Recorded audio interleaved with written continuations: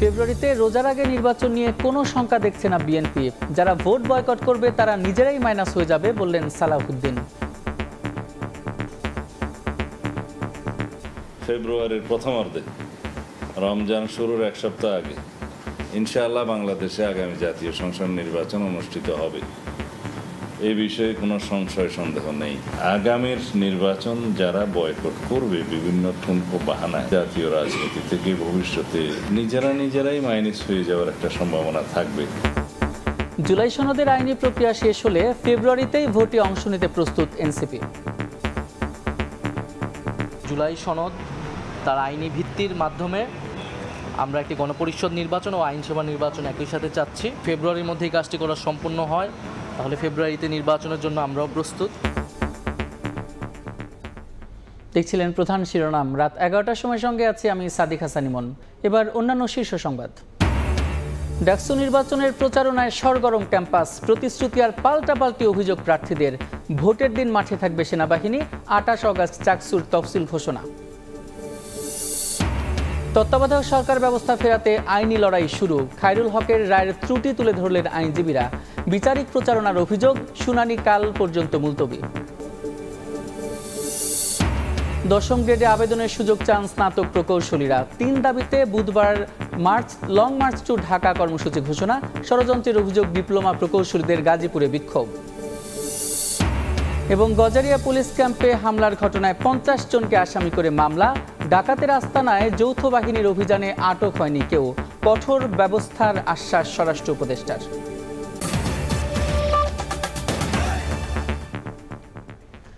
ঠুনকো বাহানায় কেউ আগামী নির্বাচন বয়কট করলে তারা নিজেরাই মাইনাস হবে বলে মন্তব্য করেছেন বিএনপির স্থায়ী কমিটির সদস্য সালাউদ্দিন আহমেদ। তিনি বলেন, সবার ঐক্যমত্যে বর্তমান সরকার গঠিত হয়েছে, তাদের অধীনে রমজানের 1 সপ্তাহ আগে নির্বাচন হবে। এ নিয়ে কোনো জটিলতা চায় না বিএনপি। জামাতের সঙ্গে জোট হচ্ছে না সাফ জানিয়ে সালাউদ্দিন আহমেদ জানান, যুগপৎ আন্দোলনের শরিকদের সঙ্গে নির্বাচনী জোট হতে পারে। আহমেদ সালেহিনের রিপোর্ট। আগামী ফেব্রুয়ারিতে জাতীয় নির্বাচনের সময় ঘোষণার পর থেকেই ভোটের প্রস্তুতি শুরু করেছে রাজনৈতিক দলগুলো। আবহ তৈরি হয়েছে ভোট যুদ্ধের। তবে কিছু রাজনীতিকের বক্তব্যে ফুটে উঠছে মতভিন্নতা। 2026 সালের ফেব্রুয়ারি মাসে জাতীয় নির্বাচন অনুষ্ঠানের আয়োজন করেন। দেশ যখন নির্বাচনমুখী, তখন ভোটের মাঠে যারা ভিন্ন অজুহাতে বাধা সৃষ্টি করবে তারাই ছিটকে যাবে বলে মন্তব্য করেছেন বিএনপি নেতা সালাউদ্দিন আহমদ। বলেন, ভোটে অংশ নেয়া বা না নেয়া প্রত্যেকের স্বাধীনতা, তবে বিভ্রান্তি তৈরির সুযোগ নেই। এই নির্বাচন অনুষ্ঠান সম্পর্কে দুই একটি রাজনৈতিক দল বিভিন্ন রকমের বক্তব্যের মধ্য দিয়ে একটু বিভ্রান্তি ছড়ানোর চেষ্টা করছে, সেটা দৃশ্যমান। নির্বাচনের সময় বিভিন্ন রাজনৈতিক দল বিভিন্ন রকমের কৌশল অবলম্বন করে থাকতে পারে, এটা তার অংশ হতে পারে। আগামীর নির্বাচন যারা বয়কট করবে বিভিন্ন ঠুনকো বাহানায়, তারা বাংলাদেশের জাতীয় রাজনীতি থেকে ভবিষ্যতে নিজেরাই মাইনাস হয়ে যাওয়ার একটা সম্ভাবনা থাকবে। রাজনীতি, নির্বাচন ও জুলাই সনদ সহ নানা বিষয়ে গুলশানে নিজ বাসায় গণমাধ্যমে কথা বলেন বিএনপির স্থায়ী কমিটির এই সদস্য। নির্বাচনী জোট নিয়ে বিএনপির ভাবনা কি জানতে চাইলে তিনি সাফ জানিয়ে দেন, জামাতের সাথে গাঁটছড়া বাঁধার কোনো সম্ভাবনা নেই। বাংলাদেশ জামাত ইসলামের সাথে আমাদের নির্বাচনে জোট হওয়ার কোনো সম্ভাবনা নেই। ইসলামী ঘরানার বেশ কিছু দলের সাথে আমাদের আলাপ আলোচনা আছে, তারা আমাদের সাথে জুটে আসতে পারেন। তবে নির্বাচনী কৌশল হিসাবে আমরা জোটের গঠনের ক্ষেত্রে কি কি কৌশল অবলম্বন করব, সেটা সবকিছুই এখনো খোলাসা করে বলার সময় আসেনি। ত্রয়োদশ জাতীয় সংসদ নির্বাচনে অন্তর্বর্তী সরকারেই আস্থা রাখতে চায় তার দল, এমনটা জানিয়ে সালাউদ্দিন আহমদ বলেন, নির্বাচনকালীন সরকার নিয়ে কোনো জটিলতা চায় না বিএনপি। আমরা এখানে কোনো জটিলতা সৃষ্টি করতে চাই না, জটিলতা আহ্বানও করতে চাই না। এই সরকার বৈধভাবেই চলছে, সুতরাং এই সরকার যে নির্বাচনের সময়সীমা ঘোষণা করেছে, নির্বাচন ঘোষণা প্রস্তুতি নিচ্ছে, এই ধারাবাহিকতার মধ্যে আমরা কোনো রকমের আবার কোনো অসুবিধার সৃষ্টি হোক সেটা চাই না। জুলাই সনদের অঙ্গীকার নামার কিছু বিষয়ে অযৌক্তিক মন্তব্য করে বিএনপি নেতা সালাউদ্দিন মনে করেন, সংবিধানের উপরে স্থান পায় এমন কোনো বিষয় গ্রহণযোগ্য হবে না। আশা করি সেখানে আহমেদ সালেহিন, সময় সংবাদ, ঢাকা। জুলাই সনদের আইনি প্রক্রিয়া শেষ হলে ফেব্রুয়ারিতেই ভোটে অংশ নিতে এনসিপি প্রস্তুত বলে জানিয়েছেন দলটির আহ্বায়ক নাহিদ ইসলাম। রাতে চীনে যাওয়ার আগে হজরত শাহজালাল আন্তর্জাতিক বিমানবন্দরে নাহিদ ইসলাম জানান, দেশটির কমিউনিস্ট পার্টির আমন্ত্রণে সফরে যাচ্ছে এনসিপির ৮ সদস্যের প্রতিনিধি দল। 5 দিনের সফরে চংকিং এবং বেইজিং পরিদর্শন সহ চীনের পররাষ্ট্র মন্ত্রণালয়ের সঙ্গে বৈঠক করবেন তারা। দুই দেশের রাজনৈতিক এবং সাংস্কৃতিক আদান প্রদানই এই সফরের মূল লক্ষ্য বলেও জানান তিনি।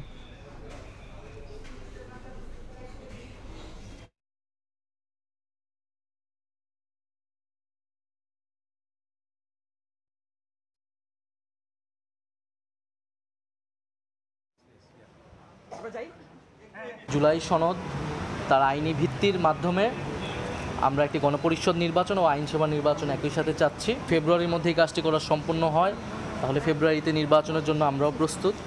কিন্তু জুলাই সনদের নিয়ে এখন পর্যন্ত আমরা কোনো উদ্যোগ কিন্তু দেখছি না। কমিউনিস্ট পার্টি অফ চায়না সিপিসির আমন্ত্রণে জাতীয় নাগরিক পার্টির ৮ সদস্যের একটি প্রতিনিধি দল 5 দিনের জন্য সফরে চীনে যাচ্ছে। আমরা মনে করছি যে এই সফরের মধ্য দিয়ে চীনের জনগণের সাথে বাংলাদেশের জনগণের বন্ধুত্বপূর্ণ সম্পর্ক আরও জোরদার হবে। ডাকসু নির্বাচনের প্রচারণায় সরগরম ঢাকা বিশ্ববিদ্যালয়ে। প্রথম দিনই ব্যস্ত সময় পার করছেন প্রার্থীরা। নানা প্রতিশ্রুতির পাশাপাশি পাল্টাপাল্টি অভিযোগও তোলেন তারা। নির্বাচন কমিশন জানিয়েছে, ভোটের দিন স্ট্রাইকিং ফোর্স হিসেবে কাজ করবে সেনাবাহিনী।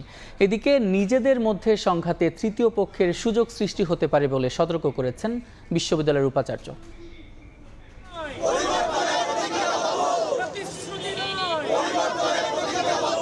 ছাত্র সংসদ ও হল সংসদ নির্বাচনে প্রার্থীদের প্রচারণায় সরগরম ঢাকা বিশ্ববিদ্যালয়। ভিসি চত্বরের স্মৃতি চিরন্তনে ফুল দিয়ে শ্রদ্ধা জানিয়ে আনুষ্ঠানিকভাবে প্রচারণা শুরু করে ছাত্রদল সমর্থিত প্যানেল। প্রার্থীরা বলেন, প্রতিশ্রুতি নয়, পরিবর্তনেই প্রতিজ্ঞাবদ্ধ তারা। শুধুমাত্র প্রতিশ্রুতি নয়, আমরা পরিবর্তনে অঙ্গীকারবদ্ধ। স্বাধীনতা পরবর্তী বাংলাদেশের ইতিহাসে একটি অনন্য নজির স্থাপন করতে যাচ্ছে আগামী ডাকসু নির্বাচন কেন্দ্রিক ইনশাআল্লাহ। কেন্দ্রীয় জামে মসজিদে জোহরের নামাজ শেষে গ্রন্থাগার থেকে শিক্ষার্থীদের সঙ্গে কুশল বিনিময়ের পাশাপাশি নির্বাচনী প্রচারণা শুরু করে ছাত্র শিবির সমর্থিত প্যানেল ঐক্যবদ্ধ শিক্ষার্থী জোট। প্রচারণার প্রথম দিনেই শিবিরের ব্যানার নষ্ট করার অভিযোগ করেন তারা। আবার সেই ফেসিবাদী কায়দায় সেই শাহবাগী রাজনীতি তারা ফিরিয়ে আনার চেষ্টা করছে। এই কালচারাল ফেসিস্টরা তারা আজকে বিভিন্নভাবে ষড়যন্ত্র এবং চক্রান্ত করছে। তারই অংশ হিসাবে আজকে আমরা আমাদের নির্বাচনী আজকে যে প্রচারণা, আমাদের যে পোস্টার, সেই পোস্টারের বিকৃতি, আমাদের বোনদেরকে বিকৃতি করা এবং জুলাইয়ের যেই শহীদ, জুলাইয়ের যে আহত, তাদেরকে বিকৃত করার আজকে আমরা নজির দেখতে পেয়েছি। আচরণবিধি লঙ্ঘনের অভিযোগ নির্বাচন কমিশন আমলে নিচ্ছে না বলে দাবি করেন বৈষম্যবিরোধী ছাত্র সংসদ ও ডাকসু ফর চেঞ্জ প্যানেলের প্রার্থীরা। প্রত্যেকটা ছাত্র সংগঠন দেখা যাচ্ছে কি ক্ষেত্রবিশেষ একই প্রস্তাবনা দিচ্ছে, কিন্তু সেই প্রস্তাবমূলক আমলে নেওয়া হচ্ছে না। আমরা জানি না যে কোত্থেকে প্রস্তাবনা আসে। কমিশন জানায়, পরিবেশ সুষ্ঠু রাখতে ভোটের দিন থাকবে সেনাবাহিনী সহ 3 স্তরের নিরাপত্তা। আর উপাচার্য জানায়, বিশ্ববিদ্যালয়ে কাজ করছে নির্বাচন কমিশনের অধীনেই। কার্যটা এখন তাদের অধীনে পরিচালিত হচ্ছে প্রশাসন, এবং তাদের সাথে কথা বলে নিয়মিত যোগাযোগ রেখে আমরা আমাদের মতো করে ব্যবস্থা নেব। আমাদের এই সহনশীলতা বজিয়ে রাখতে না পারি, তাহলে তৃতীয় পক্ষ তার সুযোগ নেবে। এবারের ডাকসু নির্বাচনে 471 জন প্রার্থী প্রতিদ্বন্দ্বিতা করবেন। কমিশনের যাচাই বাছাই শেষে প্রার্থিতা প্রত্যাহার করেছেন 38 জন। শফিকুজ্জামান রুবেল, সময় সংবাদ, ঢাকা। জুলাই অভ্যুত্থান নিয়ে বিতর্কিত মন্তব্যের জেরে এবং দলীয় শৃঙ্খলা ভঙ্গের অভিযোগে কারণ দর্শানোর সদুত্তর না পাওয়ায় বিএনপির চেয়ারপারসনের উপদেষ্টা অ্যাডভোকেট ফজলুর রহমান দলীয় পদ থেকে 3 মাসের জন্য স্থগিত হয়েছেন বিএনপির পক্ষ থেকে। মঙ্গলবার দলটির সূত্রে জানা যায়, দল সন্তুষ্ট না হয় বিকেলে ফজলুর রহমানের পদ স্থগিতের সিদ্ধান্ত নেওয়া হয়। তাকে দেওয়া চিঠিতে বলা হয়, মুক্তিযুদ্ধে অবদান বিবেচনায় কঠোর সাংগঠনিক ব্যবস্থা নেওয়া হয়নি তার বিরুদ্ধে। একই সঙ্গে টকশো বা সামাজিক যোগাযোগ মাধ্যমে কথা বলার সময় দলের মর্যাদা এবং নীতিমালা যেন ক্ষুণ্ণ না হয় এবং ধর্মীয় অনুভূতিতে আঘাত না লাগে সে বিষয়ে সতর্ক থাকতে বলা হয়েছে তাকে। এর আগে ফজলুর রহমান তার বিরুদ্ধে আনা অভিযোগের জবাবে বলেন, বিএনপির কোনো ক্ষতি হয় এমন কোনো কথা এবং কাজ তিনি করেননি এবং করবেন না। দল থেকে সুবিচার পাবেন বলেও আশা প্রকাশ করেছিলেন তিনি। তত্ত্বাবধায়ক সরকার ব্যবস্থা ফেরাতে শুরু হলো আইনি লড়াই। নির্বাচনকালীন তত্ত্বাবধায়ক ব্যবস্থা ফেরাতে বিচারপতি খায়রুল হকের দেয়া রায়ের ত্রুটি তুলে ধরেন বিএনপি ও জামায়াতের আইনজীবীরা। শুনানিতে বলেন, রায়ে বিচারিক প্রচারণা করেছেন সাবেক প্রধান বিচারপতি খায়রুল হক। যে বিচারপতিরা বিপক্ষে ছিলেন তাদের বঞ্চিত করা হয় বলেও তুলে ধরা হয় আপিল বিভাগে। এদিকে তত্ত্বাবধায়ক সরকার ব্যবস্থা নিয়ে রিভিউ শুনানি বুধবার পর্যন্ত মুলতবি করেছেন আদালত। 2 যুগ আগে আপিল বিভাগের এক রায়ে বাতিল করা হয় নির্বাচনকালীন তত্ত্বাবধায়ক সরকার ব্যবস্থা। আইনজীবীরা বলছেন, তৎকালীন প্রধান বিচারপতি খায়রুল হকের ওই রায়ের পর থেকে দেশের গণতন্ত্র ধ্বংস শুরু হয় সংবিধানের ৫ম সংশোধনীর মাধ্যমে, যার শেষ পেরেক মারে আওয়ামী লীগ সরকার। 5 আগস্টের পর তত্ত্বাবধায়ক ফেরাতে রিভিউ আবেদন করে বিএনপির মহাসচিব মির্জা ফখরুল ইসলাম আলমগীর, জামায়াতের সেক্রেটারি জেনারেল মিয়া গোলাম পরওয়ার সহ 5 ব্যক্তি, যার শুনানি শুরু হয় মঙ্গলবার। এদিন শুনানিতে খায়রুল হকের দেয়া রায়ের ভুল ত্রুটি তুলে ধরেন আইনজীবীরা। বলেন, হাইকোর্ট আপিল বিভাগ মিলিয়ে তত্ত্বাবধায়ক সরকারের মামলা শুনেছেন 12 জন বিচারপতি। এর মধ্যে মাত্র 4 জন বিচারপতি তত্ত্বাবধায়কের বিপক্ষে ছিলেন, আর আপিল বিভাগের 7 বিচারপতির বেঞ্চের মধ্যে 3 জন তত্ত্বাবধায়ক সরকারকে সমর্থন দিলেও 4 জন ছিলেন বিপক্ষে। জামায়াতের আইনজীবী শিশির মনির বলেন, বাতিলের পক্ষে রায় দেয়া 4 বিচারপতিকে পরে একে একে প্রধান বিচারপতি করা হয়, বঞ্চিত করা হয় তত্ত্বাবধায়কের পক্ষে থাকা বিচারপতিদের। কেয়ারটেকার সরকার বাতিল করেছেন যারা, তারা পরবর্তীতে পুরস্কৃত হয়েছেন, যারা রাখার পক্ষে ছিলেন তারা তিরস্কৃত হয়েছেন পেশাগতভাবে। বিএনপির আইনজীবী জয়নুল আবেদিন বলেন, সংক্ষিপ্ত রায়ে আরও 2 মেয়াদে তত্ত্বাবধায়ক রাখার পক্ষে রায় দিলেও 16 মাস পর লিখিত রায়ে তা বাতিল করে দেয়া হয়। এটি আইনের দৃষ্টিতে কোনো রায় নয়, তাই পুরো রায়টি সরাসরি বাতিল চায় বিএনপি। এই জাজমেন্টটি আইনের দৃষ্টিতে কোনো জাজমেন্ট হয় নাই। যেহেতু আইনের দৃষ্টিতে কোনো জাজমেন্ট হয় নাই, কাজে এই জাজমেন্ট লিভ দেওয়ার কোনো প্রশ্নই আসে না। এর আগে সংবিধানের ৫ম সংশোধনীর রায়ে হাইকোর্ট বলেন, তত্ত্বাবধায়ক নিয়ে আগের রায়ে প্রতারণা করা হয়েছে। এর রায়ের পর তত্ত্বাবধায়কে ফেরার দরজা খুললেও ত্রয়োদশ সংশোধনীর রিভিউ নিষ্পত্তি না হওয়ায় আটকে যায়। আফজাল হোসেন, সময় সংবাদ, ঢাকা। আসন কমানোয় বাগেরহাটবাসী ইসির সমালোচনা করলেও বাড়ানোর কারণে খুশি গাজীপুরের মানুষ। সংসদীয় আসনের সীমানা পুনর্নির্ধারণের দাবি আপত্তির শুনানিতে ইসিকে অভিনন্দন জানান তারা। তৃতীয় দিনে ঢাকা অঞ্চলে 27টি আসনের 3 শতাধিক দাবি আপত্তির শুনানি হবে। সীমানা পুনর্নির্ধারণ নিয়ে নির্বাচন কমিশনের শুনানিতে বাগেরহাটের আসন কমানোই ক্ষোভ জানান আপিলকারীরা। উল্টো দিকে আসন বাড়ায় ইসির প্রশংসায় পঞ্চমুখ গাজীপুরবাসী। সংসদীয় আসনের সীমানা পুনর্নির্ধারণে মঙ্গলবার রাজধানীর আগারগাঁয়ের তৃতীয় দিনের শুনানিতে ছোটখাটো কিছু অভিযোগ তুলে ধরলেও গাজীপুর এলাকাবাসী বলেন, আসন বাড়ানো ইস্যুতে কমিশনের পাশে থাকবেন তারা। বিজ্ঞ নির্বাচন কমিশন বাস্তবতার প্রেক্ষিতে সময় উপযোগী সিদ্ধান্ত গ্রহণ করে 5টির জায়গায় 6টি আসন আমাদেরকে উপহার দিয়েছেন। এই জন্য সমগ্র গাজীপুরবাসীর তরফ থেকে আমরা নির্বাচন কমিশনকে কৃতজ্ঞতা এবং ধন্যবাদ জানিয়েছি। জনসংখ্যার পুনর্বিন্যাস বিভাজনের ভিত্তিতে যেভাবে ওনারা এই আসনগুলো পুনর্বিন্যাস করেছে, সেটা জাতির জন্য একটি মঙ্গলজনক। আমাদের প্রধান দাবি ছিল যে আমরা আবার পূর্বের ন্যায় আমাদের 4টি আসন ফিরিয়ে দিয়ে আমাদের পুনর্বাসন করা সংসদীয় আসন ফিরে দেওয়া। এদিন ঢাকা, মানিকগঞ্জ, মুন্সিগঞ্জ, নরসিংদী ও নারায়ণগঞ্জের 27টি আসনের শুনানি হয়। এর মধ্যে সবচেয়ে বাগড়া বাঁধে ঢাকা 1 আসন নিয়ে। ঢাকা যেন ওই 2008 সাল পর্যন্ত যে অবস্থা ছিল ওই অবস্থায় দোহারকে যেন ঢাকা 1 আসন ঘোষণা করা হয়, আর নবাবগঞ্জকে যাতে ঢাকা 2 ঘোষণা করা হয়। কামরাঙ্গীর চর, সাভারের 3টা ইউনিয়ন এবং ক্যানিগঞ্জের 5টা ইউনিয়ন নিয়ে যে সংসদীয় আসন ঢাকা 2 গঠিত হয়েছিল পূর্বে, সেই আসনে আমরা থাকতে চাই। বুধবার শেষ হবে সীমানা পুনর্নির্ধারণ নিয়ে শুনানি। এরপর চূড়ান্ত সিদ্ধান্ত জানাবে কমিশন। কাউসার চৌধুরী কুমু, সময় সংবাদ, ঢাকা।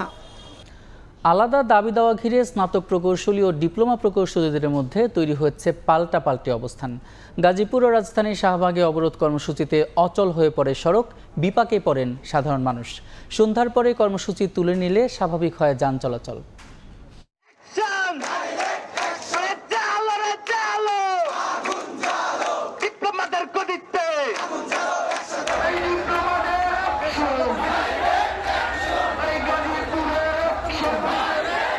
আলাদা আলাদা দাবি নিয়ে প্রকৌশলী এবং ডিপ্লোমা প্রকৌশলীদের সড়ক অবরোধ।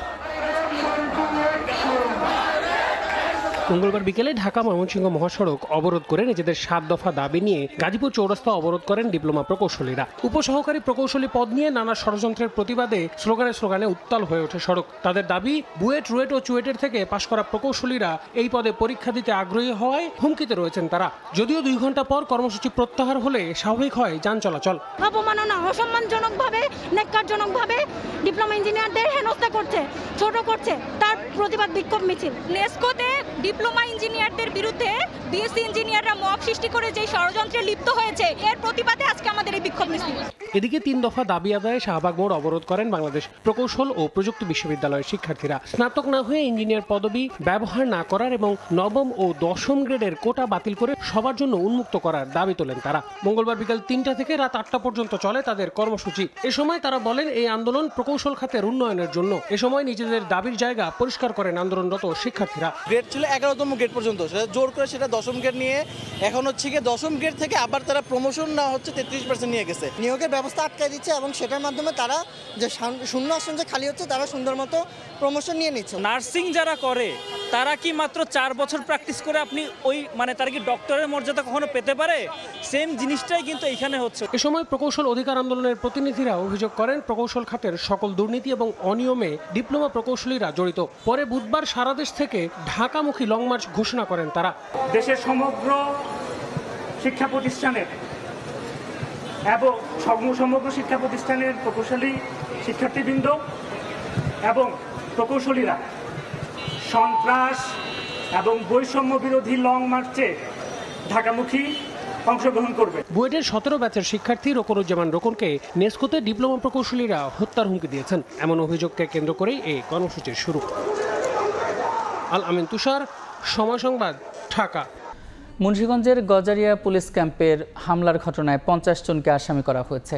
এদিকে যৌথ বাহিনীর অভিযানে আটক হয়নি কেউ। সন্ধ্যায় গজারিয়ায় অভিযান শুরু করে যৌথ বাহিনী, তবে এই অভিযানে কাউকে আটক করতে পারেনি তারা। হয়নি কোনো অস্ত্র উদ্ধার। 3 দিন আগে গজারিয়া দুর্গম চরাঞ্চলে চালু হয় পুলিশের অস্থায়ী ক্যাম্প। মঙ্গলবার বিকেলে ক্যাম্পটি লক্ষ্য করে গুলি ও ককটেল ছোড়ে ডাকাত দলের সদস্যরা। আত্মরক্ষায় পাল্টা গুলি ছোড়ে পুলিশ। 2 পক্ষের মধ্যে আধা ঘন্টা ধরে চলে গোলাগুলি। পুলিশ বলছে, ডাকাত দলের কাছে থাকা অস্ত্রগুলো 2024 সালের 5 অগাস্ট থানা থেকে লুট করা। পরে অপরাধীদের গ্রেফতারে যৌথ বাহিনীকে নির্দেশ দেন স্বরাষ্ট্র উপদেষ্টা।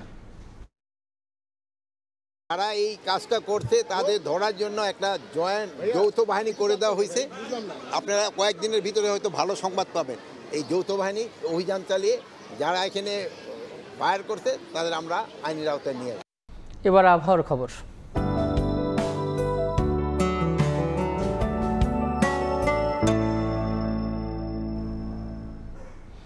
দেখে নেব এখনকার বাতাসের মানসূচক। বায়ুমান বিষয়ক সংস্থা IQAir এর সূচক অনুযায়ী বাংলাদেশে এখনকার বাতাসের মান। ঢাকা বিভাগের বায়ুর মান 69, যা সন্তোষজনক। বাতাসের আর্দ্রতা 74%। চট্টগ্রাম বিভাগে বায়ুর মান 56, এটি সন্তোষজনক। বাতাসের আর্দ্রতা 89। রাজশাহী বিভাগে বায়ুমান 86, যেটি সন্তোষজনক। আর্দ্রতা 72। সিলেট বিভাগে বায়ুর মান 155, যা সহনীয়। বাতাসের আর্দ্রতা 80%। খুলনা বিভাগের বায়ুমান 68, এটি সন্তোষজনক। বাতাসের আর্দ্রতা 88। বরিশাল বিভাগে বায়ুর মান 58, এটিও সন্তোষজনক। আর্দ্রতা 81। রংপুর বিভাগের বায়ুমান 88, যেটি সন্তোষজনক। বাতাসের আর্দ্রতা 65। ময়মনসিংহ বিভাগের বায়ুর মান 87, যা সন্তোষজনক। বাতাসের আর্দ্রতা 72%। সারা দেশে বায়ুর মান সবচেয়ে ভালো চট্টগ্রামে 56 আর সবচেয়ে খারাপ সিলেটে 155।